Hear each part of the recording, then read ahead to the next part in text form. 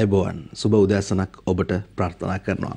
අද 2022 ජූනි මාසයේ පළවෙනිදා වදාදා දවස මාසයක ආරම්භය. මේ ආරම්භක දවසේ මේ මාසය තුල අපේ අදිටනක් එකතු කරගනිමු ජීවිතයට මොන අභියෝගාවත් අපේ ජීවිතය අපි යහපත්ව ඉදිරියට ගෙනියන්නට සූදානම් වෙනවයි කියන කාරණාවට එක සිතුවිල්ලක් හොවද දවසේ ඔබේ ජීවිතයට එකතු කරගන්න ඔබේ සිතට එකතු කරගන්න කියන ඉල්ලීම ඔබ හමුවේ තබමින් අපි අද දවසේත් සූදානම් වෙනවා සියත පත්තරයේ සමගින් ඔබ මුණ ගැහෙන්නට ඔබට වටින හුඟක් දේවල් අද දවසේ අපි බෙදා හදා දෙන්න සූදානම් වෙනවා.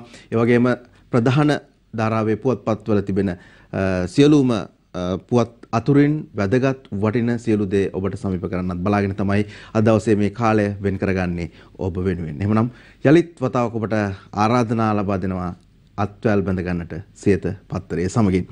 අපි මුලින්ම අවධානය යොමු කරන සූදානම් වෙනවා දවසේ දිවයින පුවත්පතට. දිවයින පුවත්පතේ ප්‍රධාන සිරස්තලය බවට පත් වෙන්නේ අහිමි වූ බදු ආදායම යලි ගන්න වැට්බදු වැඩි වෙයි කියලා කාරණාව. මේ යටතේ ශීර්ෂයන් කිහිපයක් යටතේම කරුණු ඉදිරිපත් කරලා තියෙනවා. 12% දක්වා ආදායම් බදු ඉහළ යනවා කියන කාරණාව අමාත්‍යාංශය අතරපත් කළ විෂයපතයට ඇතුළත් එසට්ටුවත් එයි කියන කාරණාවත් එතෙන්ටම සම්බන්ධ කරලා තියෙනවා. ඊට අමතරව ආදායම් බදු සහනය බස්සයි සංස්ථාපිත ආදායම් බදු ඉහළට විදුලි සංදේශ බදු 15%කට නැගී ජ්‍යෙෂ්ඨ පුරවැසි පොලියට සහනයක් වැට් ලියාපදිංචි සීමාව මිලියන 120ට අඩු වෙයි. පුද්ගල ආදායම් බදු අනුපාත වෙනස් කරේ කියන කාරණා තමයි මෙහි ප්‍රධානම කාරණා අතරට එකතු කරලා තිබෙන්නේ වැට් බදු වැඩි වෙයි කියන කාරණාවත් එක්ක.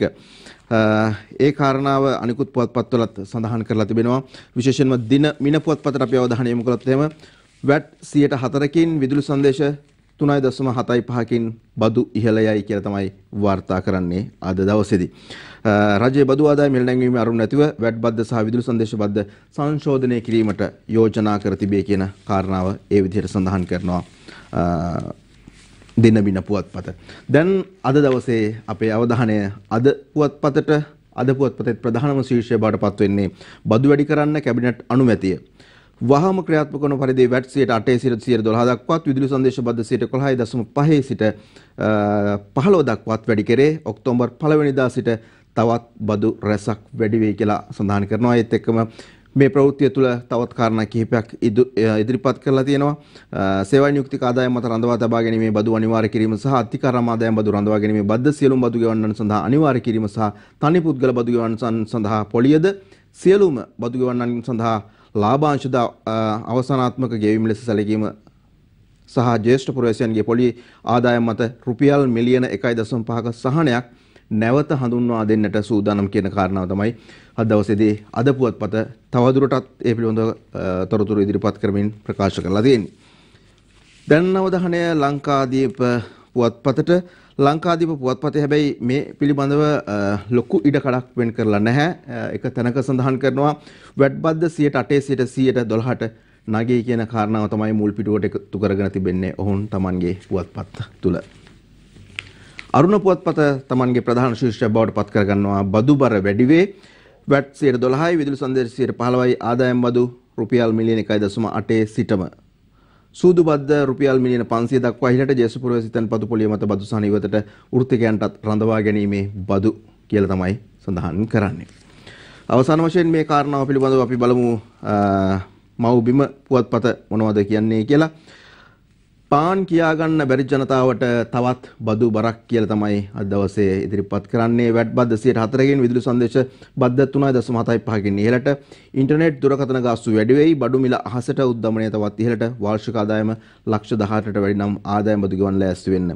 මෙම බදු ක්‍රමය සාධාරණ භවයේ මූල ධර්මයට පටහැනි කියලා කොළඹ විශ්වවිද්‍යාලයේ ආර්ථික විද්‍යා අධ්‍යයන අංශයේ ජ්‍යෙෂ්ඨ කතිකාචාර්ය ප්‍රියංග දුනුසිංහ මහතා කරන ප්‍රකාශයකුත් මේ පුවතටම එකතු කරලා තියෙනවා. පාන් කියා ගන්න බැරි ජනතාවට තවත් බදු බරක් කියන කාරණාවත් එක්ක. කොහොම නමුත් අපි රටේ තියෙන වර්තමාන තත්ත්වයත් එක්ක අපි හැමෝටම අසීරු තැනකට ඇවිල්ලා තියෙනවා සහ ඉදිරි අනාගතයේ යම් ප්‍රශ්නකාරී තත්ත්වයන් තිබෙනවා කියන කාරණාව දැනෙනකොට යලිත් වතාවක් ඔබට කියන්න තියෙන්නේ හැම අතීතය පිළිබඳව හොයලා බලනකොට හැම අවස්ථාවකදීම ඊටමත් අසීරු අවස්ථාවකට පත් වෙච්චි පුද්ගලයන් රටවල් ඉතා හොඳින් ඉහළට ඇවිල්ලා තියෙනවා.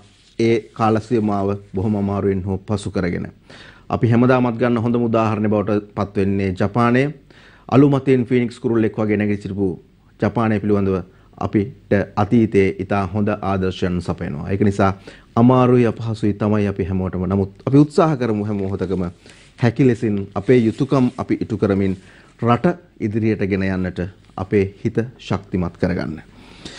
අපි අවධානය යොමු කරනවා දිවයින පුවත්පතට යලිත් වතාවක්. එහි දෙවන උපශීර්ෂයක් විදිහට එහෙම නැත්නම් සිරස්තල අතර තවත් ප්‍රධාන සිරස්තලයක් බවට පත් වෙන්නේ ශෂීට අප කියන කාරණාව. රුපියල් 50000ක මුදල් හා ශරීර ඇප දෙකක් මත ශෂීට ඇප මේ ඡායාරූපයත් එක්ක ඔබ දකින්නේ ඒ අවස්ථාව අවුරුදු දෙකක් සඳහා සිර ගත කරන්නට තීන්දුව ලබා දුන්නා. ඒ කාරණාවත් එක්ක මේ තොරතුරු අපි ඔබට පසුගිය දවස් කිහිපයේදී වාර්තා කරා පුවත්පත්වල තිබෙන තොරතුරු ආශ්‍රයෙන් අද දවසේදී දිවයින පුවත්පත ශෂීට අප කියලා ඒ තොරතුරු ඉදිරිපත් කරනවා. තවත් පුවත්පත් ගණනාවක මේ පිළිබඳව තොරතුරු එකතු කරලා තිබුණා. අපි සූදානම් වෙනවා ඒ පිළිබඳව අවධානය යොමු කරන්න. විශේෂයෙන්ම සමහරු මේ කාරණාවත් එක්ක කියන දෙයක් තමයි අවුරුදු දෙකක් ගියපු ඉක්මන කියලා. කොහොම නමුත් මම බිම පුවත්පත දවසේදී වාර්තා කරනවා ශෂී වීරවංශට අප කියලා ඇගේ ඡායාරූපයකුත් එක්ක තමයි තොරතුරු වාර්තා කරලා තිබෙන්නේ. ඒ අතරතුර අපි සූදානම් වෙනවා තවත් කාරණා කිහිපයකට වර්තමානයේ අවධානය යොමු කරන්න. විශේෂයෙන්ම අර්බුදකාරී තත්ත්වයන් රැසක් තියෙනකොට ඒ හා සම්බන්ධ තොරතුරු අතරට එකතු වෙනවා මෙන්න මේ වගේ කාරණා කිහිපයක්. දෙහිවල සත්තුන්ටත් කන්න නැහැ කියලා තොරතුරක් වාර්තා වෙනවා. දිනපතා ආහාර සැපීමට අවශ්‍ය මූල්‍යම ප්‍රතිපාදන නොමැතිකම හේතුවෙන් දෙවිල සත්තු උද්‍යානය ඇතුළු අනෙකුත් සත්තු උද්‍යානවල සිට සතුන්ට ආහාර ලබා දීමේ ප්‍රශ්නකාරී තත්වයකට මුහුණ පාන සිද්ධ වෙලා තිබෙනවා කියන කාරණාව දවසේදී තොරතුරක් වාර්තා කරනවා. ඒ අතරතුරේදී මව්බිම පුවත්පත ඡායාරූප ප්‍රවෘත්තියක් ඉදිරිපත් කරනවා අපේ දරුවන් විභාගයට මෙවර මුහුණ දුන්නු ආකාරය වෙන කොහෙවත් නෙවෙයි මේ ලංකාවේ කියන තේමාවත් එක්කයි ඉදිරිපත් කරන්නේ. වැසි ජලයෙන් තෙමී පෙඟුණු විභාග ප්‍රශ්න පත්‍රයක සමීප ඡායාරූපිකුත් එක්ක දරුවන් කුඩ ඉහළගෙන විභාගයට මුහුණ දෙන ආකාරය තමයි අපි මේ දකින්නේ. අපේ රටේ දරුවන් මේ ලෙසින් ඉතාමත් අපහසුතාවයන්ට මුහුණ දෙමින් මෙවර සාමාන්‍ය පෙළ විභාගයට මුහුණ දුන්නා. අපි දැක්කා පසුගිය දවස්වල මහා වැසි මැද්දේ ඔවුන් විභාග මධ්‍යස්ථානයට එහෙම නැත්නම් විභාග ශාලාවට යන්නට අපහසුතාවයන් සිදු වෙලාවේ අපේ විරෝධාර රණවිරුවන් ඔවුන්ව කරමතින් රැගෙන විභාග ශාලාවට ගෙන ගියා. ඔවුන්ට අවශ්‍ය පහසුකම් ටික සලසලා දුන්නා. යට වුණු විභාග ශාලාවල් වතුරෙන් යට වුණු විභාග ශාලාවල් වෙන තැන් වලට ගෙනහිල්ලා ඉහළ මාලයේ තියෙන ශාලාවන් සකස් කරලා විභාග ලියන්න ඉඩකඩක් ලබා දුන්නා. කොහොම නමුත් මේ ඡායාරූපය දකිනකොට අපිට හිතෙන්නේ නම් රජවරුන්ට මුතු සේසත් කුඩ ඉහළනකොට පාවඩ එළනකොට අපේ දරුවන්ට කුඩ ඉහළගෙන මෙවර විභාගයට ලියන්නත් සිද්ධ වුණා නේද කියන කාරණාව. ඒ වගේම අද දවසේ අරුණ පුවත්පතත් වාර්තා කරනවා වැල්ලවාය පළවත්ත ප්‍රදේශයේ යුද හමුදා කණ්ඩායමක් අප සාමාන්‍ය පෙළ විභාගයට පෙනී සිටින අපේක්ෂකෙක් දරුවෙක්ව ඔසවාගෙන ජලයෙන් එතර කරන ආකාරය. කළු කැලණි ගම් නිල්වලා අත්දන ගලුවයාවට ගම් වතුර අවදානමක් තියෙනවා කියන කාරණාවත් එක්ක තමයි මේ ප්‍රවෘත්තිය වාර්තා කරන්නේ. ප්‍රාදේශීය ලේකම් කොට්ටාස 5ක ජනතාවට ඉවත් වීමේ රතු නිවේදනත් නිකුත් කරලා තියෙනවා කියන තොරතුරු වාර්තා කරනවා. අපි මේ මොහොතේදී අපේ නරඹන හිතවතුන්ට මතක් කරනවා වර්තමාන මේ තියෙන තත්ත්වෙනුත් එක්ක ගම් වතුර අවදානමක් තිබෙනවා කියන කාරණාව දවසේ මේ විදිහට වාර්තා වෙනවා. ඒ සඳහාත් අවශ්‍ය අය ඒ ප්‍රදේශවල අය සූදානම් වෙන්න කියන කාරණාව විශේෂයෙන්ම ප්‍රාදේශීය කොට්ටාස 5ක ජනතාවට ඉවත් වීමේ රතු නිවේදන නිකුත් කරලා තියෙනවා කියන කාරණාව තමයි අද දවසේදී අරුණ පුවත්පත ප්‍රකාශ කරන්න ඉදිරිපත් කරන තොරතුරු අතරට මව්බිම පුවත්පතම යලිත් වතාවක් අවධානය යොමු කරන්න බලාපොරොත්තු වෙන්නේ ප්‍රාදේශීය සමාවෙන රජයේ රටවල් 7කින් පොහොර ඉල්ලයි කියලා තොරතුරක් වාර්තා වෙනවා. පොහොර අර්බුදය විසඳා ගැනීමට රටවල් 7ක තානාපතිවරුන්ට ලිඛිත ඉල්ලීමක් කළ බව කෘෂිකර්ම ඇමති මහින්ද අමරවීර මහතා ඊයේ ප්‍රකාශ කළා කියන කාරණාව තමයි මව්බිම පුවත්පත අද දවසේදී ඒ විදිහට ඉදිරිපත් කරලා තිබෙන්නේ. ලංකා දීප පුවත්පතත් දරුවන්ගේ විභාගය හා සම්බන්ධ කාරණාවක්ම ඡායාරූප ප්‍රවෘත්තියක් ඉදිරිපත් කරනවා. විභාගයට අපි යන්නේ බෝට්ටුවෙන් කියලා. මේ සවාරියක් යන්නවත් සතුටු ගමනක් යන්නවත් නෙවෙයි මේ බෝට්ටුවෙන් යන්නේ විභාගයට දරුවන්. ඒ හැමදාමත් බෝට්ටුවෙන් යන දරුවන් නෙවෙයි මේ වර ගම් වතුර තත්ත්වයක් එක්ක උන්ට යන්න සිද්ධ වෙනවා බෝට්ටුවෙන්. එයයි අද දවසේ ලංකාදීප පුවත්පත ඡායාරූප ප්‍රවෘත්තියකින් ඉදිරිපත් කරන්නේ. මේ විදිහට අපි මේ කාරණාව පිළිබඳව අවධානය යොමු කරනකොට අද පුවත්පතට දැන් අපි අවධානය යොමු කරන්න සූදානම් වෙනවා. අර්බුදකාරී තත්ත්වයන් තුල ඩොලර් මිලියන 2.2ක් වටිනා ඖෂධ බංග්ලාදේශයෙන් ශ්‍රී ලංකාවට ලැබෙනවයි කියන කාරණාව දවසේදී අද පුවත්පත වාර්තා කරනවා මේ ඡායාරූපයත් එක්ක. ඒ සමගම රුපියල් බිලියන 695ක අයවැයකට කැබිනට් අනුමැතිය ලැබලා තියෙනවා කියන කාරණාවත් අපිට දකින්න පුළුවන්. පවතින අයහපත් ආර්ථික තත්ත්වයේ හේතුවෙන් පීඩාවට පත් ජනතාවට සහන සැලසීමට සහ රාජ්‍ය සේවා බාධාවකින් තොරව පවත්වා ගැනීම සඳහා අවශ්‍ය අරමුදල් සපයා ගැනීම වෙනුවෙන් පාර්ලිමේන්තුව වෙත රුපියල් බිලියන 695ක පරිපූර්ණ ඇස්තමේන්තුවක් අයවැයක් ඉදිරිපත් කිරීමට කැබිනට් අනුමැතිය හිමි වෙලා තියෙනවා කියන කාරණාව තමයි ඒ විදිහට ඉදිරිපත් කරන්නේ අද දවසේ අද පුවත්පත. ඖෂධ සහ උපකරණ හිඟය නිසා රෝහල් පද්ධතිය අඛණ්ඩව පවත්වාගෙන යාමේ දැඩි අභියෝගයක් තියෙනවා කියලා රාජ්‍ය වෛද්‍ය නිලධාරීන්ගේ සංගමය ප්‍රකාශ කරනවා. ඒ පිළිබඳව අපිට මේ විදිහට දකින්න පුළුවන්. විභාගය ඉවරයි, විදුලිය යලි කැපෙයි. හෙට අනිද්දා දිවා කාලයේ හා රාත්‍රී කාලයේ පැය දෙක බැගින් පැය දෙකක් විදුලිය කැපෙයි කියලා තමයි වාර්තා වෙන්නේ. දිවා කාලයේ හා රාත්‍රී කාලයේ පැය බැගින් පැය දෙකක් විදුලිය කැපෙයි කියලා තමයි සඳහන් කරලා තියෙන්නේ. විභාගය ඉවර නිසා ඔන්න අහපව් සූදානම් වෙන්න සුපුරුදු අඳුරට ටික වෙලාවක් එකතු වෙන්න.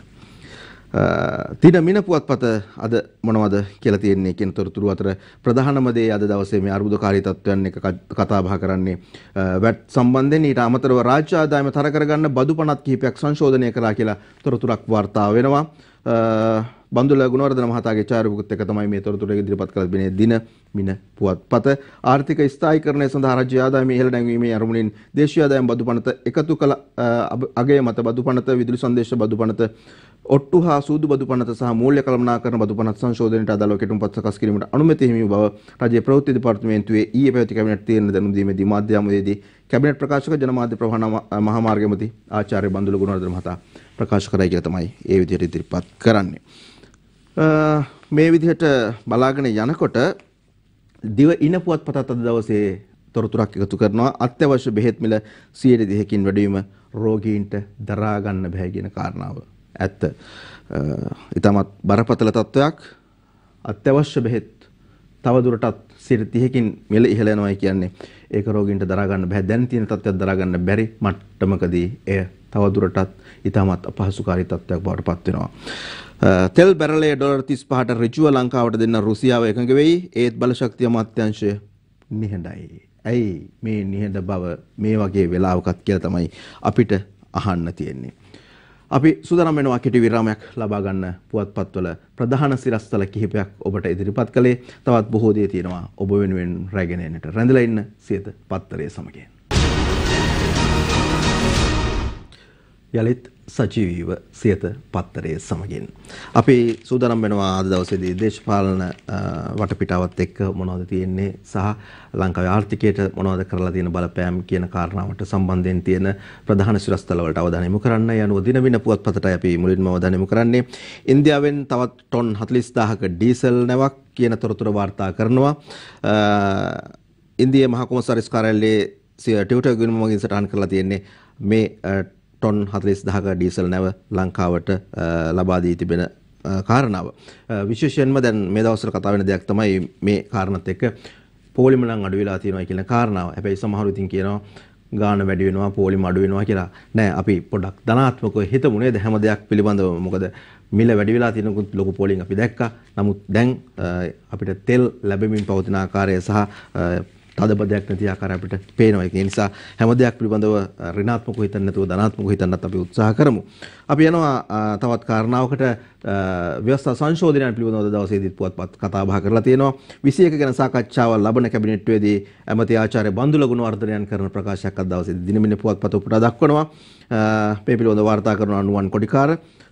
ඊට පස්සේ අපි අවධානය යොමු කරනවා විශේෂයෙන්ම රටේ බංකොලොත් වීම ඉබේ සිදුවීමක් නොවේ කියලා අනුර කුමාර දිසානායක පාර්ලිමේන්තු මන්ත්‍රීවරයා ජනතා විමුක්ති පෙරමුණේ ප්‍රකාශ කරන ප්‍රකාශයක් තිබෙන ඔහුගේ චාරකත් එක්ක ශ්‍රී ලංකාව බංකොලොත් වීම ස්වභාවිකව සිදුවක් නොව ජනතා විමුක්ති පෙරමුණේ සිදුවක් නොවන බව ජනතා විමුක්ති පෙරමුණේ නායක පාර්ලිමේන්තු මන්ත්‍රී අනුර කුමාර දිසානායක මහතා ප්‍රකාශ කරේ කියලා තමයි තොරතුරු වාර්තා වෙන්නේ.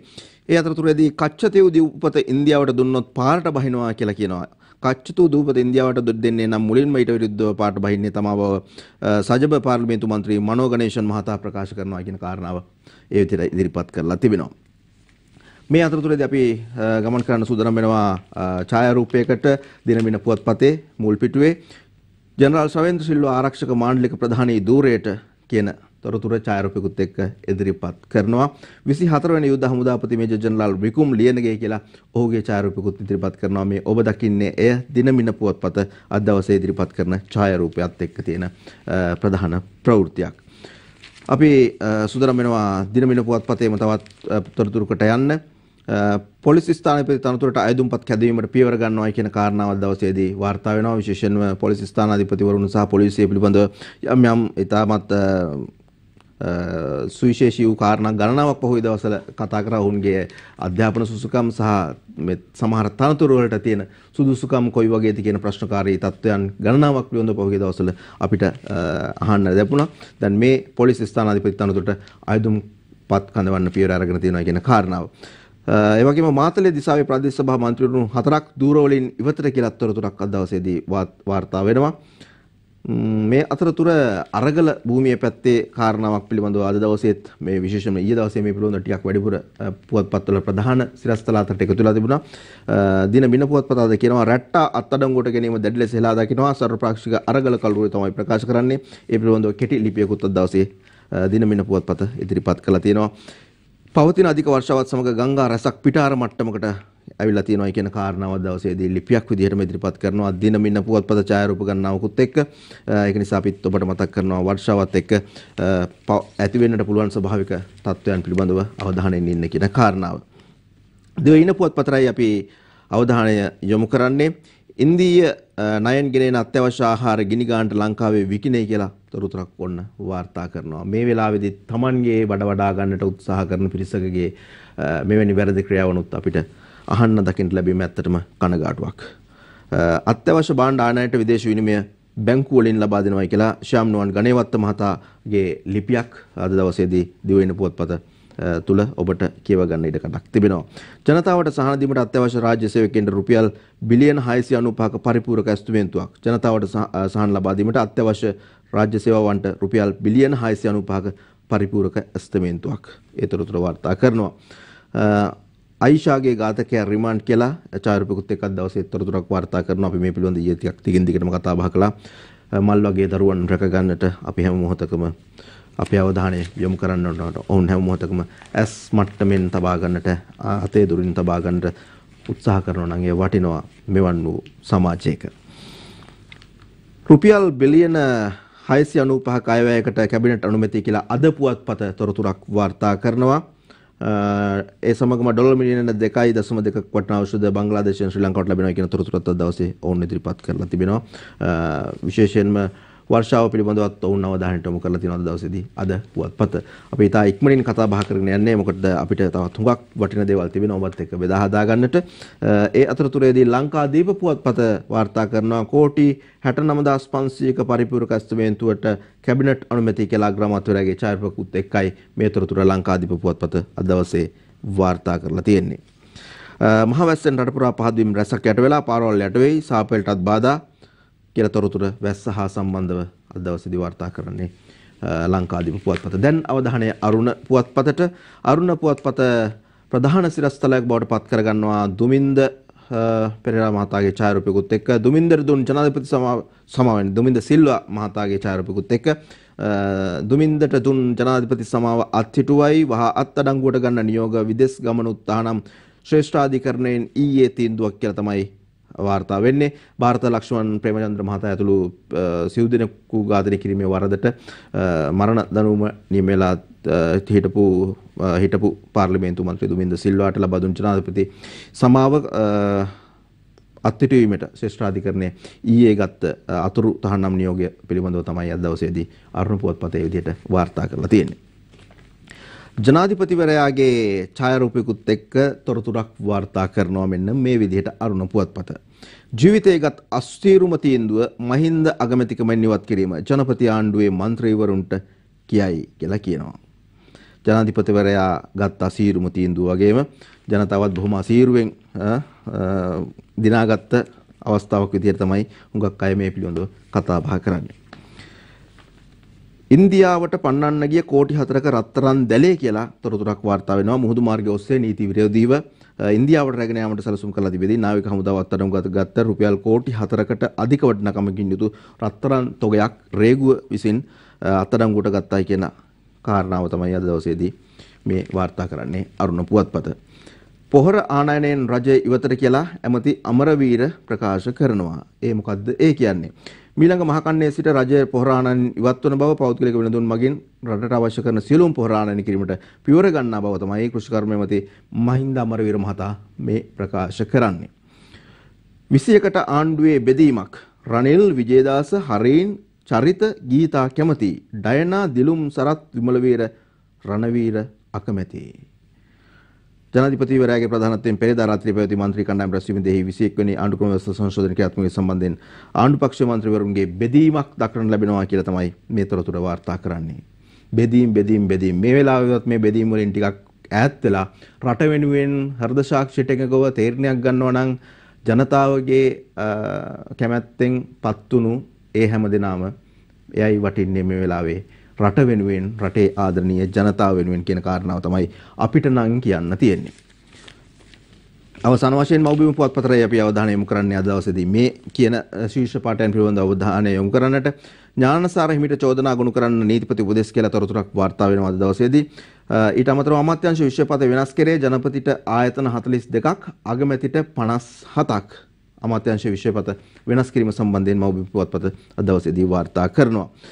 ප්‍රසන්නට එරෙහි නඩු තීන්දුව 6 වෙනිදා කියලා තොරතුරුකුත් අද දවසේ මව්බිම පුවත්පත එකතු කරලා තිනවා. ව්‍යාපාරිකව තර්ජනය කර රුපියල් මිලියන 64ක මුදලක් ලබා ගත්තයයි කියන සිද්ධිය සම්බන්ධයෙන් අමාත්‍ය ප්‍රසන්න රණතුංග සහෝගේ බිරිඳ මොරින් රණතුංග ඇතුළු විත්තිකරුවන් තිදෙනෙකුට තිබෙන නඩුව සම්බන්ධයෙන් තමයි මේ අද දවසේදී තොරතුරු ඉදිරිපත් කරලා තියෙන්නේ. තලෙමන්නාරමෙන් ඉන්දියාවට පන්න හැදූ කෝටි 4ක රත්තරන් අල්ලයි කියන තොරතුරත් අද දවසේදී ඉදිරිපත් කරනවා මව්බිම පුවත්පත.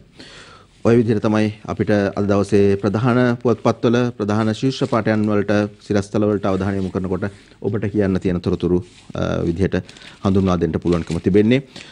ඒත් එක්කම අපි සූදානම් වෙනවා සුවිශේෂී වූ අවස්ථාවකට දැන් ගමන් කරන්නට. අපි ඒ සඳහා පාදක කරගන්නවා මෙන්න මේ ප්‍රවෘත්තියත් මව්බිම බිස්නස් අතිරේකය අද දවසේදී තේ කර්මාන්තයත් නරක අතට කියලා ලිපියක් ඉදිරිපත් කරලා තිබෙනවා.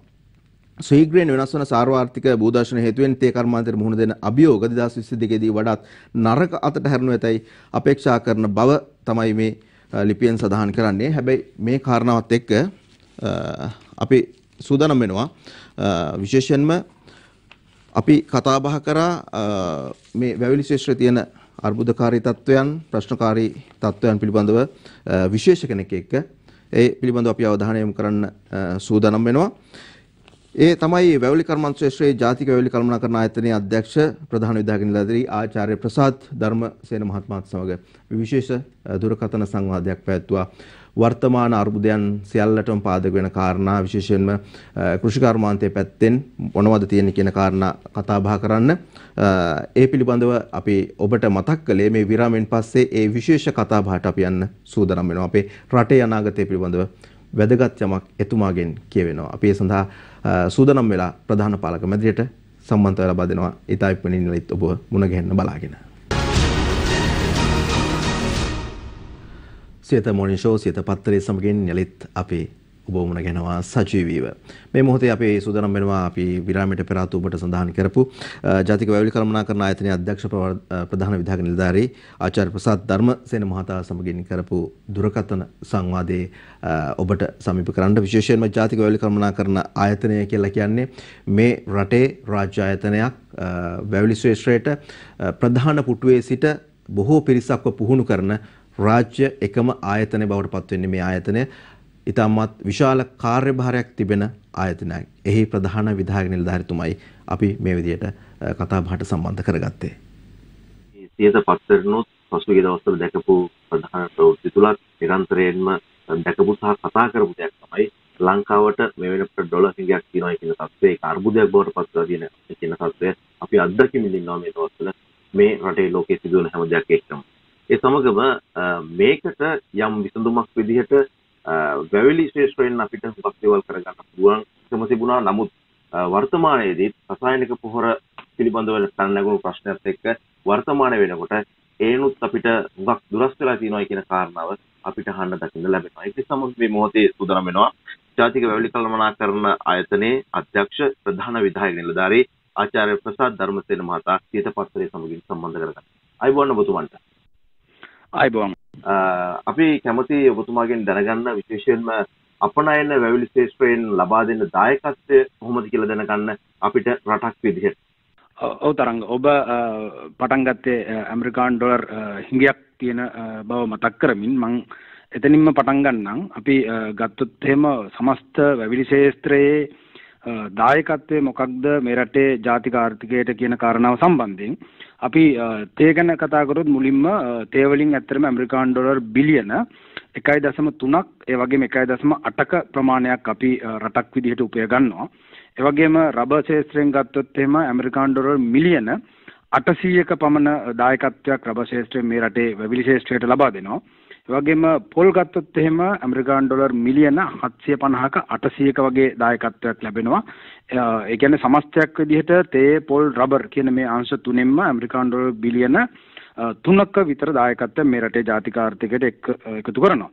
ඒ වගේම අනිකුත් අපි දන්නා වැවිලි භෝග තියෙනවා කුරුඳු, කජු, තල් සහ සුළු අපනයන භෝග. ඒතර මේ සමස්තයක් විදිහට ගත්තොත් එහෙම තේ පොල් රබර් වලින් ඇමරිකානු ඩොලර් බිලියන 3ක් පමණ එන අතර අනිකුත් භෝගයන් එකතුව ගත්තොත් එහෙම ඇමරිකානු ඩොලර් බිලියන 4ක විතර දායකත්වයක් මේ රටේ වැවිලි ශේෂ්ත්‍රයේ තුලින් සමස්ත වැවිලි ශේෂ්ත්‍රය තුලින් ජාතික ආර්ථිකයට දක්වනවා කියලා තමයි මට කියන්න සිද්ධ වෙන්නේ.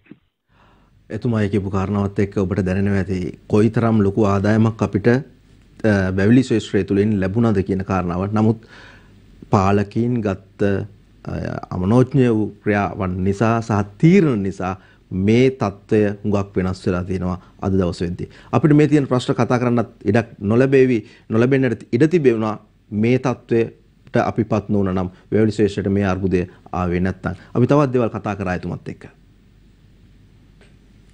අපි දැන් මේ සියලු කාරණාවලදී මූලිකත්වයම ලැබෙන වෙන ප්‍රධානම වෙන ශ්‍රී ලංකාවේ තේ පිළිබඳව මේ වෙලාවේ කතා බහ කරොත් මේ ඒන් ලැබෙන දායකත්වය ඉතා විශාලයි කියලා ඔබතුමාගේ ප්‍රකාශයෙන් අපිට පැහැදිලි වුණා. ඒක නිසා ශ්‍රී ලංකාවේ තුල ලෝක වෙළඳ පොලේ සිටින තැන ශ්‍රී ලංකාවේ තේ ලෝක වෙළඳ පොලේ සිටින තැන කොයි වගේද කියලා අපි කැමතිද දැනගන්න. ඔව් තරංග ඉතාමත් හොඳ ප්‍රශ්නයක්. අපි ලෝක වෙළඳ පොලේ අපි තමයි ඇත්තටම 4 වන විශාලතම තේ නිෂ්පාදකයා. අපි මිලියන කිලෝ 300ක් පමණ වාර්ෂිකව නිෂ්පාදනය කරනු ලබනවා. එතකොට අපි වාර්ෂිකව මිලියන කිලෝ 300ක් නිෂ්පාදනය කරද්දී චීනය තේ කිලෝ මිලියන 2400ක් නිෂ්පාදනය කරනවා. ඉන්දියාව තේ කිලෝ මිලියන 900ක් නිෂ්පාදනය කරනවා. කෙන්යාව තේ කිලෝ මිලියන 305ක් නිෂ්පාදනය කරනවා. ඒතොර 4 වෙනි තැන අපි ඉඳලා තේ කිලෝ මිලියන 300ක් පමණ නිෂ්පාදනය කරනවා. විශේෂයෙන්ම මම සඳහන් කරන්න ඕනේ කෙන්යාව මෑතක තමයි අපිව අභිභවාගී. එහෙම නැත්නම් අපි ඇත්තටම තේ කිලෝ මිලියන 10ක් ඒ වගේ 310ක් ඒ වගේම 330 340ටත් අපි ළඟා වෙලා තියෙනවා කියන කාරණාව මතක් කරන්න ඕනේ. ඒ වගේම තුර්කිය ඉන්නවා 5 වෙනි තැන තේ කිලෝ මිලියන 175ක් පමණ තේ නිෂ්පාදනය කරනවා. ඒ වගේම තරංග මම විශේෂයෙන් මතක් කරන්න ඕනේ දැන් අපි ලෝකයේ 4 වන තේ නිෂ්පාදකයා වුණත් තවමත් ලෝකයේ හොඳම තේ නිෂ්පාදකයා විදිහට සැලකෙන්නේ ලංකාවේ තේ. මන් නැත්තම් සිලෝන් ටී කියන සන්නාමය. අපි දන්නවා සමහර රටවල් වල ශ්‍රී ලංකාව කිව්වට දන්නවට වඩා යාලා දන්නවා සිලෝන් ටී කියන ඒක බ්‍රෑන්ඩ් නේම් එක. ඒ බ්‍රෑන්ඩ් නේම් එකට ඉතාමත් හොඳ ප්‍රචලිත නාමයක් තියෙනවා මේ ලෝකයේ තුල. ඒකට අපි ලෝක ප්‍රසිද්ධ තේ නිෂ්පාදන කලාප 7ක් ඔස්සේ තේ නිෂ්පාදනය කරනවා. ඒ 7ම ඇත්තටම ලෝක ප්‍රසිද්ධයි. අපි ගත්තොත් නුවරඑළිය තේ, දිඹුල තේ, ඌව තේ, සබරගමු තේ, මහනුවර තේ, රුහුණ සහ උඩුපුස්සල්ලාව කියන මේ කලාප 7 ලෝක ප්‍රසිද්ධයි මේ සිලෝන් ටී කියන සන්නාමයක් සමග. මේ තත්ත්වයට තිබුණු ලංකාවේ තේ පසුගිය කාලයේ ගත්ත වැරදි තීරණත් එක්ක ශ්‍රී ලංකාවේ තේ කර්මාන්තයේ වර්තමාන තත්ත්වය මොන වගේද? ඇත්තටම වර්තමාන තත්ත්වය ගැන කතා කරද්දී ශ්‍රී ලංකාවේ තේ ශේෂ්ත්‍රයේ අපි මේ වෙද්දී හෙක්ටයාර 2,14,000ක විතර වපසරියක තේ වගා කරලා තියෙනවා. තේ මේ 2,14,000 ප්‍රධාන වශයෙන්ම කුඩාවතු හිමියන් සහ මහා පරිමාණ වැවිලි සමාගම් විසින් තමයි කළමනාකරණය කරනු ලබන්නේ. එතකොට අර මම මුලින් සඳහන් කරපු විදිහට මේ තේ කිලෝ මිලියන 300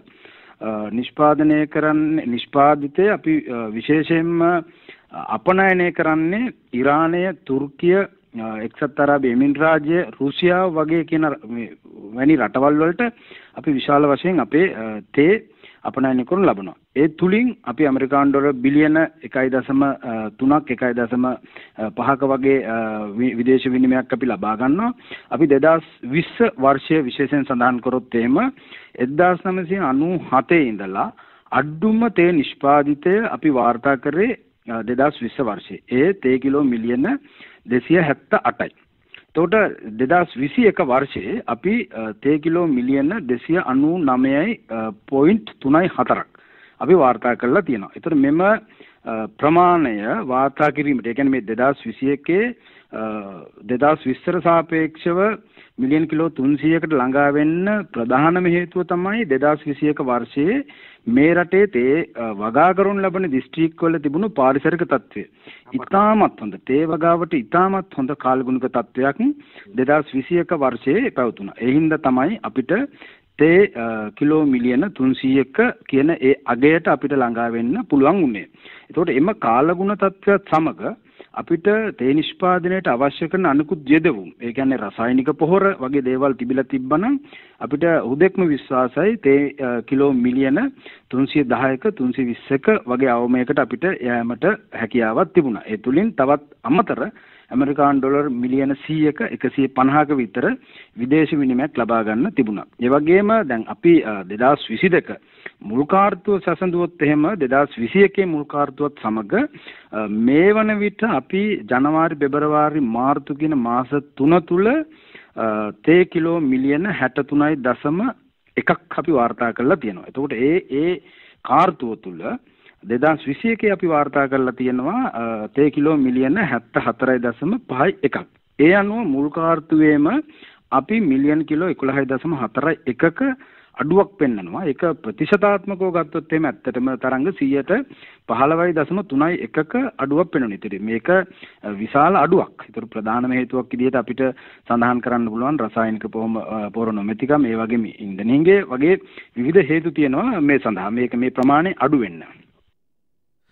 ආචාර්ය ප්‍රසාද් කියන විදිහටම 2021 වසරේදී අපිට සෝබා දහමේ ආශිර්වාදය ඉතා හොඳින් ලැබිලා තිබෙනවා තේ කර්මාන්තයට. නමුත් අපිට පාලකයන්ගේ තීරණත් යහපත් වුණා නම් මීට වඩා හොඳ වෙන්න තිබුණා. අපි තවත් මේ අර්බුදය පිළිබඳව තොරතුරු ඇහුවා ආචාර්යතුමාගෙන්.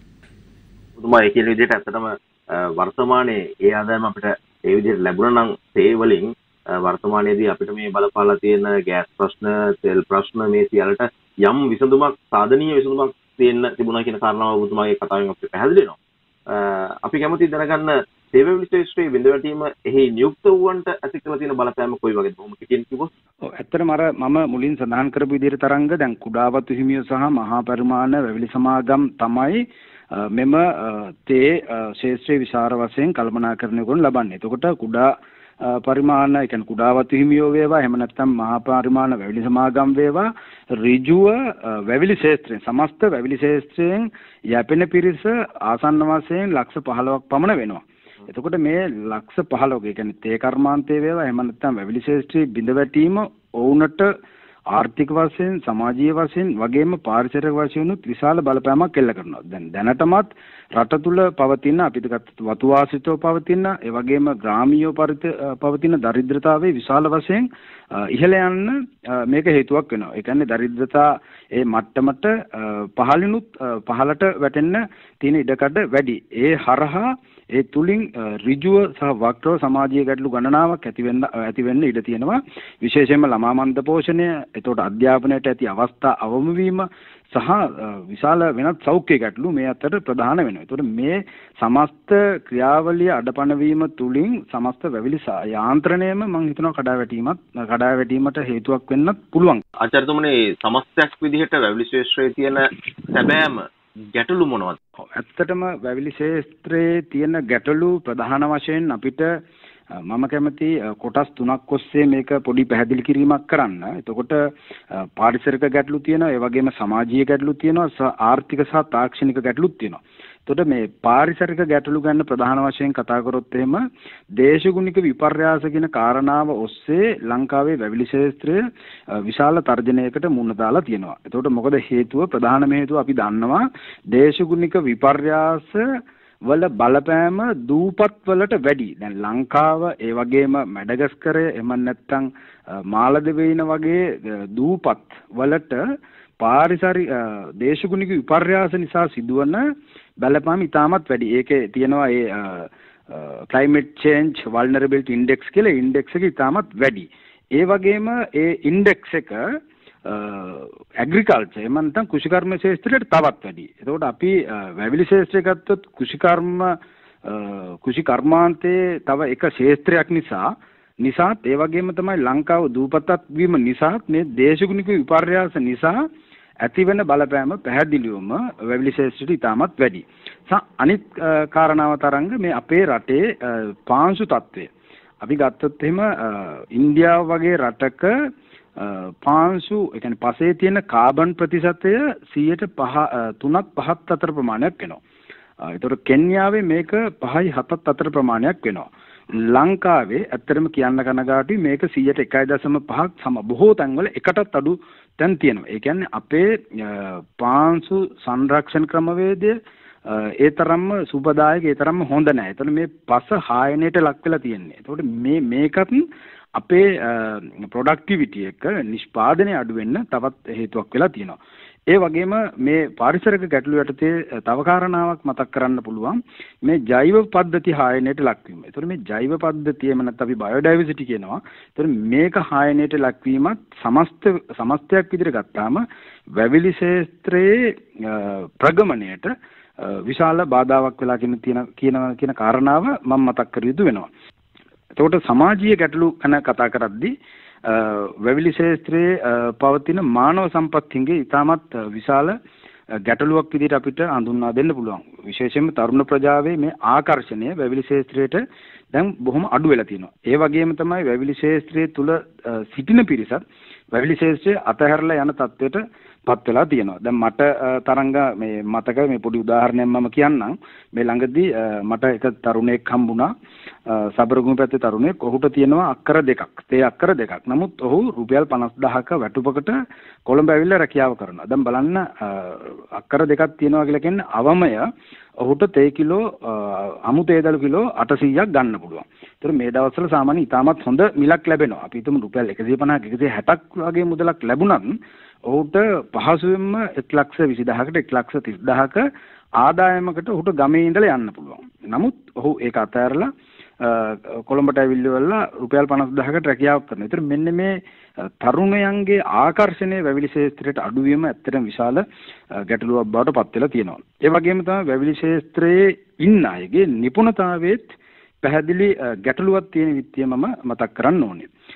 අනිත් සමාජීය ගැටලුව තමයි බොහෝ දුරට මේ වැවිලි ශාස්ත්‍රයට සම්බන්ධ දිස්ත්‍රික්කවල තියෙන මත්ද්‍රව්‍යයට ඇති නැඹුරුතාවයත් ඇත්තම සමාජීය ගැටලුවක් විදිහට අපි විස්තර කර යුතුමයි. ඒතකොට තුන්වෙනි කාරණාව විදිහට ආර්ථික හා තාක්ෂණික ගැටලුව.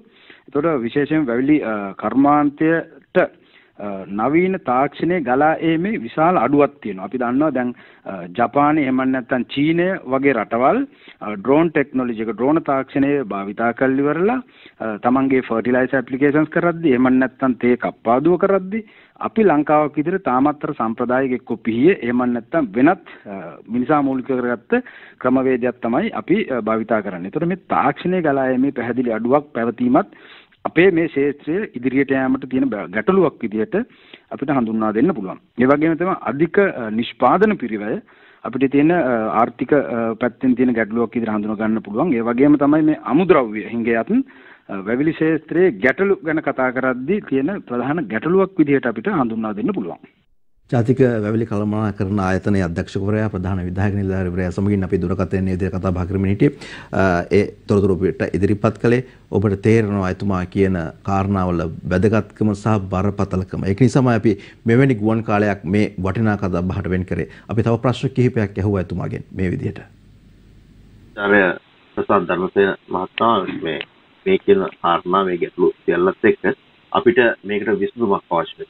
ඒ සඳහා ඔබතුමාලගේ යෝජනා මොනවද? කෙටි කාලීන, මධ්‍ය කාලීන සහ දීර්ඝ කාලීන යෝජනා විදිහට මොනවද තියෙන විසඳුම් බවට පත් වෙන්නේ? ඇත්තටම අපි විසඳුම් ලබා දිය යුත්තේ අවසාන වශයෙන් මේ රටේ ජාතික ආර්ථිකයට වැවිලි ශේෂ්ත්‍රයෙන් දෙන දායකත්වය දෙගුණ තෙගුණ කිරීමේ අරමුණ ඇතුව.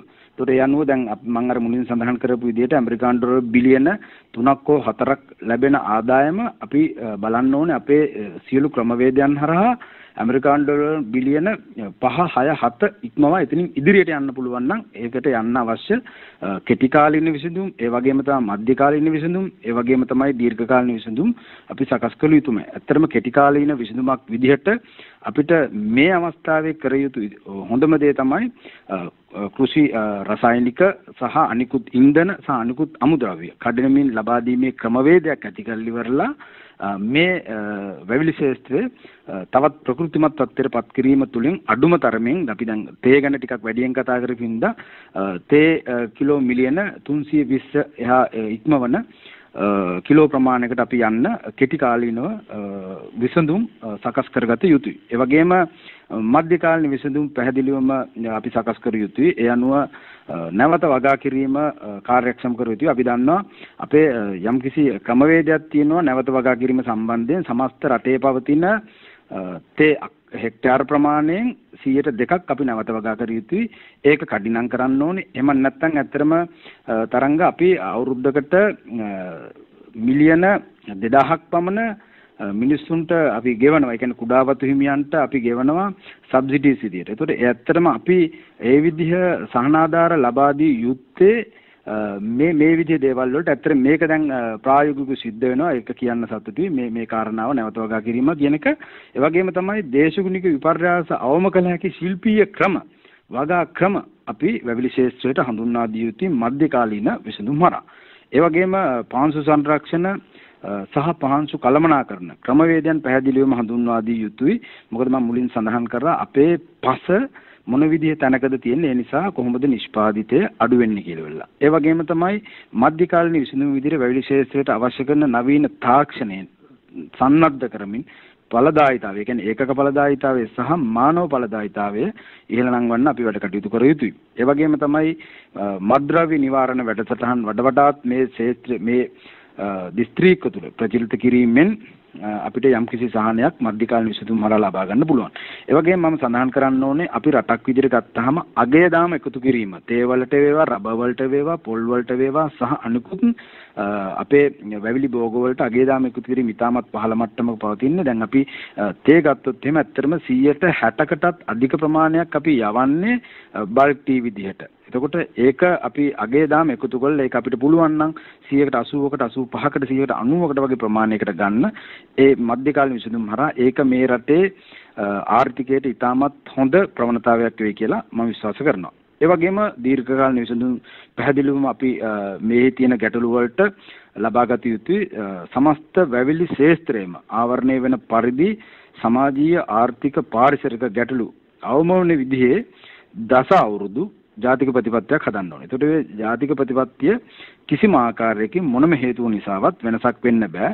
ඒ අරමුණු වලට හරියටම ඉලක්කගතව ඒ අරමුණු වලට යනවද නැද්ද කියලා බලලා පසු විපරමක් අධීක්ෂණයක් ඇතුව අපි රටක් විදිහට වැඩ කර යුතුයි. ඒතර ඒවා දීර්ඝකාලීන විසඳුම් විදිහට අපිට සඳහන් කරන්න පුළුවන් තරංග. තමත් හොඳ දැක්මකින් ඔබතුමා අපිත් එක්ක මේ කතා බහට යොමු කරලා දැනෙනවා. අපි ස්තුතිවන්ත වෙනවා දවසේදී සියත පත්තරේත් සමග මේ උදෑසන මේ විදිහට අපිට වටින දෙයක් සමාජගත කරන්න ඔබතුමාගේ දායකත්වය. ඔව් තරංග මමත් විශේෂයෙන් ස්තුතිවන්ත වෙන්න ඕනේ සියත පත්තරේ වැඩසටහනට. මේ රටේ ආර්ථිකයට ඉතාමත් හොඳ ජීවයක් ලබා දෙන ශේෂ්ත්‍රයක් පිළිබඳ අද උදෑසන කතා කරන්න අපිව එක් කර ගැනීම සම්බන්ධයෙන් ඒ වගේම මම මේ කාරණාව මතක් කරන්න ඕනේ සියත පත්තරේ බොහොම මේ කෙටි කාලයක් ඇතුළත ඉතාමත් සාධනීය වෙනසකට ලක් වෙලා තියෙන විත්‍යත් අපි අධ්‍යයනය කරා. ඒක මම හිතනවා මේ රටේ තොරතුරු දැනගැනීමේ අයිතියට කරපු සාධාරණයක් කියලා තරංග. බොහොම ස්තුතියි අපිව සම්බන්ධ කර ගැනීම. හොඳයි ආචාර්ය ප්‍රසාද් ධර්මසේන මහතා සමගින් අපි පවත්වූ දුරකථන සංවාදය ඔබට ඉදිරිපත් කළේ වර්තමාන තත්ත්වය පිළිබඳව සහ මේ සියලු දෙයක් පිළිබඳව උන දේ උනා එය අතීතයට එකතු වෙලා හමාරයි අනාගතය වෙනුවෙන් හෙට දවස් වෙනුවෙන් අපි යහපත්ව මොනවද කරන්න ඕන කියන කාරණාවත් එතුමා බොහොම පැහැදිලිව කිව්වා. කෙටි කාලීන, මධ්‍ය කාලීන සහ දීර්ඝ කාලීන විසඳුම් අපි ඔහුගෙන් විමසුවා. ඒට නිවැරදි හොඳම පිළිතුරු ටික අපිට ලැබුණා කියලා අපි විශ්වාස කරනවා. ඒ ඔබට දැනෙන්නේ නැති කියලා අපි විශ්වාස කරනවා. රන්දී සිරින්න සියත පත්තරේ සමගින් අපි තමත් කෙටි විරාමයක් සඳහා සම්බන්ධතාවය ලබා දෙනවා ප්‍රධාන පාලක මැදිරියට. සියත පත්තරේ තුල අපේ වැඩි වේලාවක් ඒ සඳහා යොදවමින් වෙන් කරමින් පත්තලවල සියලුම ප්‍රධාන ධාරාවේ පුවත්පත්වල ප්‍රධාන සිරස්තල වගේම අනුසිරස්තල වලටත් ගමන් කරමින් ඊට අමතරව සාහිත්‍යයට කලාවට සියලු තැන්වලටත් හැකි ලෙසින් ඉඩකඩක් වෙන් කරමින් ක්‍රීඩාවට සහ ඊතර විත්ති වලටත් අවධානය යොමු කරන්න අපි සූදානම් වෙනවා. මේ වෙලාවේදී විදේශ තොරතුරු පිළිබඳව කතා බහ කරන දිවයින පුවත්පත් අපි තෝරගන්නවා අද දවසේදී. රුසියානු බටයෝ 30000ක් මරට කොයි මොහොතේ හෝ හමුදාව බිඳ වැටේ බ්‍රිතාන්‍ය බුද්ධි වාර්තාවකින් හෙළිවේ කියන තොරතුරු වාර්තා කරනවා. යුක්‍රේනට එරෙහිව ආක්‍රමණයෙන් රුසියානු බටයන් 30000ක් මරට පත්වී තිබෙන බවත් එහි රුසියාවම තොරතුරු වසන් කර තිබෙන බවත් මේ ලිපිය තුල සඳහන් වෙනවා. ඒ අනුව රුසියාවේ බටයෝ 30000ක් මරට කියලා තමයි මේ ප්‍රවෘත්තිය දවසේදී වාර්තා කරන්නේ දිව ඉන පුවත්පත විදේශ තොරතුරු වලට. ඊළඟට කැනඩාව තුළ හමුදා අවිභාවිතය තහනම් අවමැති ට්‍රොඩෝල්ගෙන් තව 50ක් කියලා තොරතුරක් වාර්තා වෙනවා. හමුදා අවියලවි තහනම් කිරීමට කැනඩාව රජය තීරණය කළ තිබෙන බවත් හමුදා අවිවර්ග 1500ක් ප්‍රසිද්ධිය අලෙවි කරන බවත් හෙළිවිලා තියෙනවා. මේ අවි සඳහා පතරොම් අලවියද තහනම් වෙනවා කියලා තමයි වාර්තා කරන්නේ. පංජාබ් ගායකයාට වෙඩි තබා ඇත්තේ ප්‍රහාර කවියකින් බරපතල තුවාලත් මුස්වාලා රෝහලට ගෙන යන ලෙස ඉල්ලුවත් කවුරුත් උදව් කළේ නැහැ කියලා පංජාබ් ගායන ශිල්පී සිදුනි මුස්වාලාට වෙඩි ප්‍රහාරයක් එල්ලීම සම්බන්ධයෙන් තොරතුරු තමයි මේ වාර්තා කරන්නේ අද දවසේදී දිවයින පුවත්පත. නේපාල ගුවන් යානාවක් කඩා වැටි 22ක් මිය යති. සංචාරකයන් 22 දෙනෙකුටගත් දහරා ගුවන් සේවයේ යානාවක් නේපාලයේ කඳුකර ප්‍රදේශයකට කඩා වැටුණු කාරණාව පිළිබඳව පසුගිය දවස්වල මේ පිළිබඳව යම් තොරතුරක් වාර්තා වුණා. ඒ පිළිබඳව වැඩි තොරතුරු අද දවසේදී ඉදිරිපත් කරන දිවයින පුවත්පත මේ යානාව කඩා වැටීමේ හේතුව හෙළි වෙලා නැහැ කියලා තමයි මේ පුවත තුල දුරටත් වාර්තා වෙන්නේ. සිරුරු ගොඩ ගැනීමත් ඉතාමත් අපහසුතාවක් තිබෙනවා. මොකද කඳුකර ප්‍රදේශයක කඳු දෙකක් අතරට තමයි මේ යානාව කඩා වැටලා තිබෙනවා කියලා වාර්තා වෙන්නේ. ඒ අතරතුර පැරිසියේ ලුවර් කටුගේ තියෙන මොනාලිසා සිතුවමට කේක් ප්‍රහාරයක් කෙලලා තියෙනවා කියලා තොරතුරු වාර්තා වෙනවා. පැරිසියේ ලෝපෝජිත ලුව කටුගේ තිබුණු ප්‍රකට මොනාලිසා සිතුවමට කේක් ප්‍රහාරයක් එල්ල කළ පුද්ගලයෙක් අත්අඩංගුවට ගෙනා තිබෙනවා කියලා තමයි වාර්තා වෙන්නේ. පසුව හොයා බලපු කාරණා අනුව මිනිසුන් පෘථුවිය වනසනවා. එහෙත් චිත්‍ර ශිල්පීන් ඒ ගැන අවධානය යොමු කරන්නේ නැහැ. ඒ නිසාම කේක් එකකින් මේ ප්‍රහාරය යොමු කරා කියලා තමයි ඔහු සඳහන් කරලා තිබෙන්නේ. මේ ඔහුගේ එක අදහසක් ඉදිරිපත් කරමු කියලා අපිට හිතන්න පුළුවන්. නමුත් ඉතින් කරපු වැඩේ අපි අනුමත කරන්නේ නැහැ.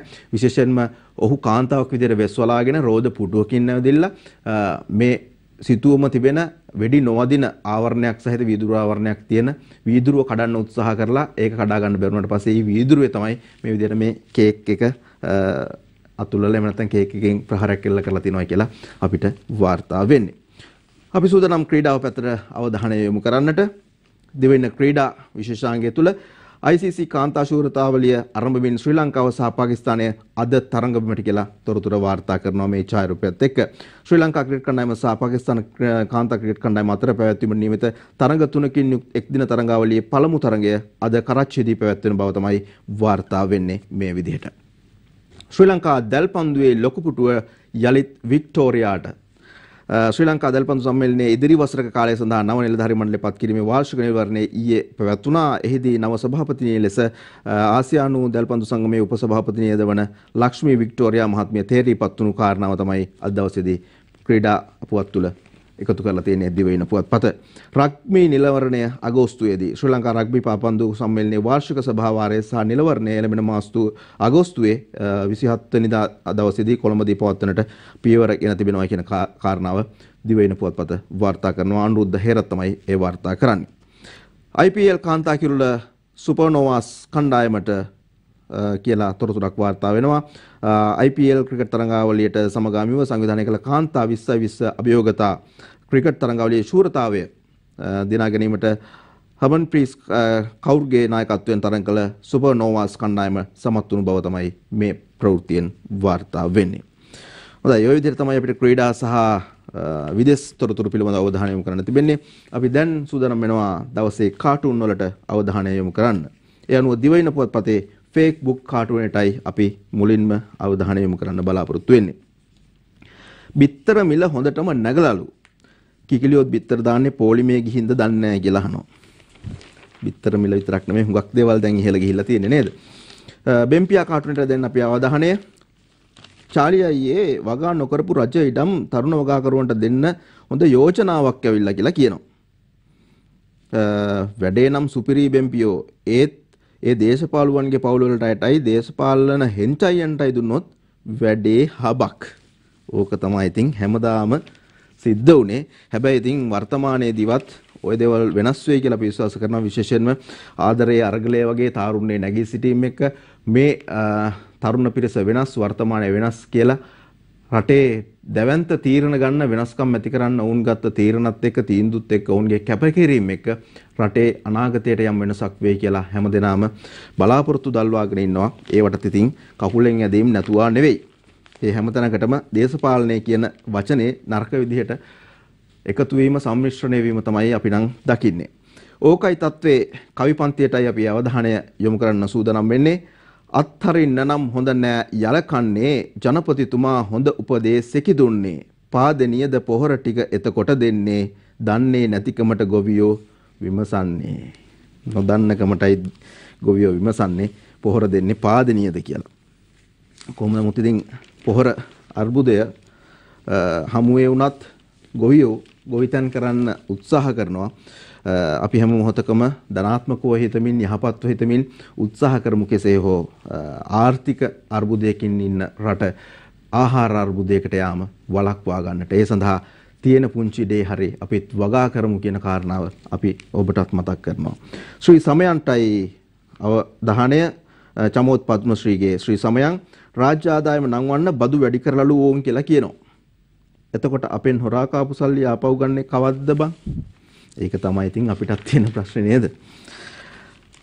දිවයින පුවත්පතේ ආතාපේ කවි පන්තිය ජවිපය බාර ගත්තොත් හෙට ඉඳලා රට පටපට ගාලා ගලගල එයි ඩොලර් කැට ටිල්වින් සිල්වා ඒ ලෙස කියන විට ආතා කතාවක් කීවා හදාකට රටට ඩොලර් එන මාවත් ඇරියම යුතුයකම නොවේ විපතක් ඇති විට මේම කකුලෙන් අදින්නට හොඳ නැහැ හැමදාම රට සුරැකීම ටිල්වින්ගෙත් වගකීම. ඔව් හැමදාම හැම දෙයකටම නෑ නෑ කියන්නේ නැතුව, බෑ බෑ කියන්නේ නැතුව රට වෙනුවෙන් යහපතක් කරන්න එකතු වෙනවා නම්, අත්වැල් බඳ ගන්නවා නම්, ඒ සඳහා කියින් නැතුව උදව් කරනවා නම් ඒක හරි වටිනවා. මේ වෙලාවේදී ටිල්වින් සිල්වා මහත්මයා විතර නෙවෙයි, ඔය වගේ අනිත් හැම දෙනාම. දින මින පුවත්පත අංජනගේ කාටුන් මෙන්න මෙහෙමයි කියන්නේ. 19 හොඳ නෑ කියලා 20 ගෙනාවා. දැන් 20 හොඳ නෑ කියලා 21 ගේන්නනවා. ඒකත් හොඳ නැති වුණොත් ඇයි බන් තව 20 22 23 24 25 තිත් තවත් තියෙන්නේ කියලා තමයි කියන්නේ. 20 25 දිගටම තියනවා කියලා තමයි කියන්නේ. අතරම අපි පහුගිය දවසකත් මේ පිළිබඳව කතා කරා. මේ ව්‍යවස්ථා සංශෝධනය පිළිබඳව ලෝකේ ප්‍රධාන පෙළේ හුඟක් රටවල ව්‍යවස්ථාව නෙමෙයි, ව්‍යවස්ථාව වෙනස් කිරීම නෙමෙයි කාරණාව බවට පත් වෙන ව්‍යවස්ථාවක් තියෙනවා. නමුත් එය වෙනස් කර කාලෙන් කාලෙට ඉස්සරහට යන එක නෙමෙයි කරන්න තියෙන්නේ කියන කාරණාව පිළිබඳව අපි හුඟක් අවස්ථාවලදී අපේ මාධ්‍ය තුල අපි කතා බහ කළා. ලංකාදීප පුවත්පතේ 30 හේවා 20ගේ හිනාවැස්ස පොහොර හිඟයි කියලා වගාව අත්තරින්න එපා කියලා ජනාධිපතිවරයා වගේ කෙනෙක් තමයි ඇඳලා තියෙන්නේ, ප්‍රකාශ කරනවා. අමුඩෙත් ඇඳගත්ත ගොවි මහතෙක් උදැල්ලත් කරේ තියාගෙන මෙහෙම කියනවා. ඒක තමයි රසායනික පොහොර එනකල් දියවන්නාව පැත්තට ගිහිල්ලා හොඳ ගොම පොහොර ටිකක් හොයාගන්නම් කියලා කියනවා. පොහොර හිඟයි කියලා වගාව අත්තරින්න එපා කියලා ජනාධිපතිවරයා කියනකොට දියවන්නාව පැත්තට ගිහිල්ලා හොඳ ගොම පොහොර ටිකක්වත් හොයාගන්නම් කියලා තමයි කියන්නේ රටේ මිනිස්සු. සුජීවගේ විගඩම් නවතා දමා කියමින් පොල් පොහොර විසයි රටගොඩ නගපු හැටි අම්මප හරිම යසයි එන ආහාර හිඟයෙන් මුළු රටම වසයි උපදෙස් දෙන්නේ දනගොයිකම් කරන ලෙසයි උපදෙස් දෙන්නේ දනගොයිකම් කරන ලෙසයි තුන් මන්සලක් තියෙනවා එතනම අපි ඒක නිසා තුන් මන්සලේ මොනවද කියන්නේ කියලා බලමු කලහින්දා පාලකයන් වැරදි වැඩ ජන ජීවිතයේ දැවේ දුක් ගිනි මැලය උඩ ජීවිතයට දෙනු මිස මරණයට හැඩ නොපෙනේ ඔවුන් ගිනි මැලයෙන් මුදන හැඩ ජනතාව හැමදාමත් ගින්නේ කබලේ හිටපු මිනිස්සු ලිපට වැටිලා කියලා තමයි හුඟක් තැන්වලදී අහන්න දකින්න ලැබෙන්නේ. අරුණ පුවත්පතටයි අවධානය. හසන්ත විජනායකගේ හුරේරා කාටුනය පෝර ගේන්න සල්ලි නැහැ කියලා අමරවීර කියනවා. අමරවීරට ආපු ගමන්ම පඹයන්ට අඳින්න වෙයිද සර් කියලා අහනවා. ඌ අපි දැක්කා කෘෂිකර්ම ඇමතිවරු බොහොමයක් පඹයන්ට අඳනවා පහුගිය දවස්වල රටේ විවිධ තැන්වල ජනතාව කුඹුරු වලට ඒ විදිහෙම පඹය වෙම හදලා තිබුණා පාරවල් වලටත් ගෙනල්ලා තිබුණා. ඒ විතරක් නෙමෙයි ගිනිබත් කරනවත් අපි දැක්කා. ගබිරිකේ කවියයි දැන් අපි කියවන්න ලෑස්ති වෙන්නේ. කවුරුත් එකයි බැලුවම කියලා තමයි අද දවසේ තේමාව කරගෙන තිබෙන්නේ. ගපිරි ගත්තොත් ආණ්ඩුව ජවිපය හෙට ඉඳලා ඩොලර් සිව් දෙසින් ගෙනන හැටි දෙසාලා බිලියන 2ක් මාසෙන්ගේ තැකි කියලා ටින් විල්ලත් කියනවද මේ වගේ බයිලා අවම රනිල් එක පටහැනි නීතියට ආවොත් ජවිපේ ගානක් නැ හීනියට ඉන්පසු එන්නේ අබසොයනා කාර්යයට කවුරුත් එකයි බැලුවම එක පේලියට අන්තිමට ඉතින් පරණ ජාතක කතාත් මතක් කරලා තියෙනවා ගපිරි අද දවසේ අංජනම කාමුකයින්ට ඉඳ හිට බිලිවන දැරිය පණරක ගන්ට දඟලන විට ගෙන දිරිය සිදුවේයි හනික ඇයහට විය යුතු හරිය මුන් දඬු කද්දේ නොගසා බේරනු බැරිය දඬු කඳේ ගහලත් බේරන්න නම් බෑ ඒක හින්දා අර තහනම් කියන මරණ දඬුවම් පවා මේ වගේ දේවල් වලට නම් ගේන්න ඕන කියන කාරණාව තමයි අපිට නම් කියන්න තියෙන්නේ අද පුවත්පතටයි අපි අවධානය යොමු කරන්නේ අද පුවත්පතේ ඩොක් ටොක් බලු කතා පක්ෂ විපක්ෂ කයිවාරු දැක්කම මට මේ බෙරේ මතක් වුණා කියලා එක බලු මූණක් තියෙන කෙනෙක්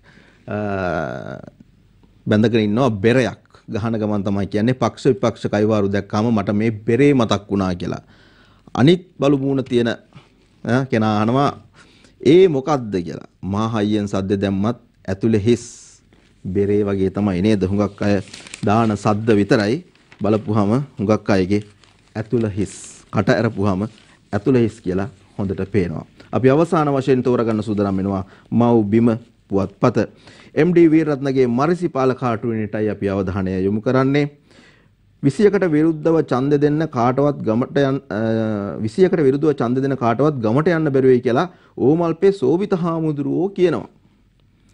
ඉතින් 21කට විරුද්ධ වෙලා අය ගමට නෙවෙයි ගේට්ටුව ගාවටවත් යන්න බැරුව ඉන්නේ කියලා ඔන්න කියනවා.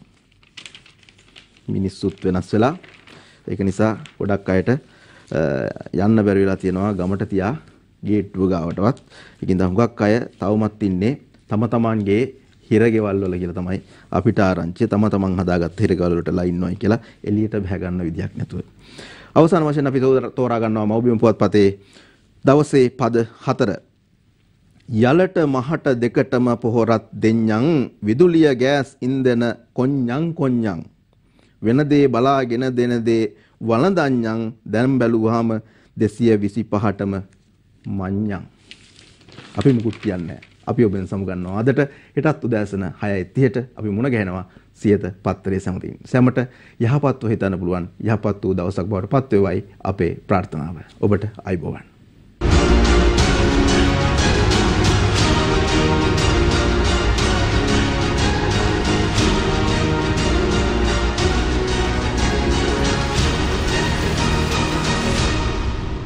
දිනපතා අලුත් වීඩියෝ සහ ප්‍රවෘත්ති නැරඹීමට ඉහත බටන් එක ක්ලික් කර සියත TV සබ්ස්ක්‍රයිබ් කරන්න.